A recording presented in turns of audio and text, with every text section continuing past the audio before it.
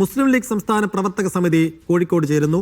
സ്ഥാനാർത്ഥി നിർണയം, കോൺഗ്രസുമായി സീറ്റ് വെച്ചുമാറൽ എന്നിവ ചർച്ചയായേക്കും. മുന്നണി വിപുലീകരണ സാധ്യതകൾ പരിശോധിക്കുന്നു.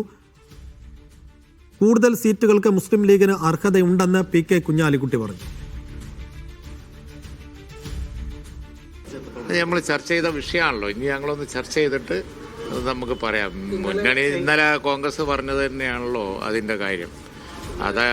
അത് ആശയപരമായി യോജിപ്പുള്ളവരുമായി മുന്നണി തങ്ങൾ നേരത്തെ പറഞ്ഞിട്ടുള്ളതാണ്. അടിത്തറ വികസിപ്പിക്കണം എന്ന് പറഞ്ഞാൽ ഏതെങ്കിലും ഒരു പർട്ടിക്കുലർ പാർട്ടിയെ പോയി ക്ഷണിക്കണം എന്നുള്ളതല്ല. ആ രണ്ടു കൂട്ടർക്കും തോന്നുമ്പോൾ അത് മുന്നണി ചർച്ച ചെയ്യും എന്നതിനർത്ഥമുള്ളൂ.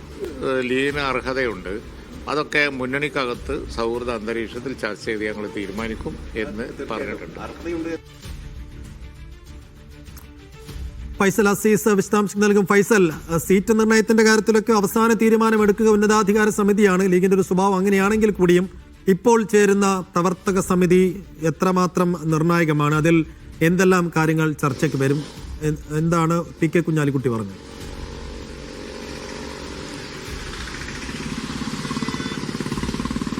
സൈഫു, PK കുഞ്ഞാലിക്കുട്ടി അതുപോലെ സാദിഖ് അലി തങ്ങൾ ഉൾപ്പെടെയുള്ളവർ ഇപ്പോൾ ലീഗിന്റെ വർക്കിംഗ് കമ്മിറ്റി യോഗത്തിൽ ഇപ്പോൾ മുസ്ലിം ലീഗ് ഹൗസിൽ എത്തിയിട്ടുണ്ട്. ലീഗ് യോഗം ചേരുകയാണ്, അതിന്റെ ചേർന്നുകൊണ്ടിരിക്കുകയാണ്.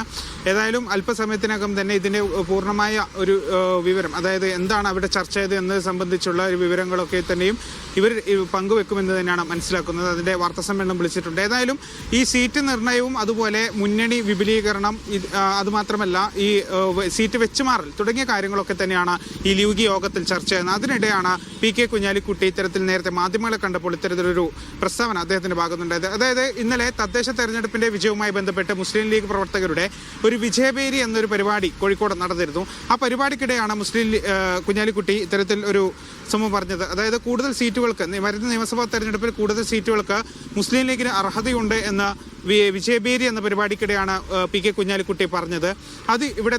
അതിവിടെ മാധ്യമങ്ങളുടെ ചോദ്യങ്ങളോട് അദ്ദേഹം ആവർത്തിക്കുകയും ചെയ്തു. അതായത് കൂടുതൽ സീറ്റുകൾക്ക് മുസ്ലിം ലീഗിന് അർഹതയുണ്ട്. കാരണം 27 സീറ്റുകളിലാണ് കഴിഞ്ഞ തവണ ഈ 2021 നിയമസഭാ തെരഞ്ഞെടുപ്പിൽ മുസ്ലിം ലീഗ് മത്സരിച്ചത്. അതിൽ 15 അല്ലെങ്കിൽ 18 സീറ്റുകളിൽ വിജയിക്കുകയും ചെയ്തു.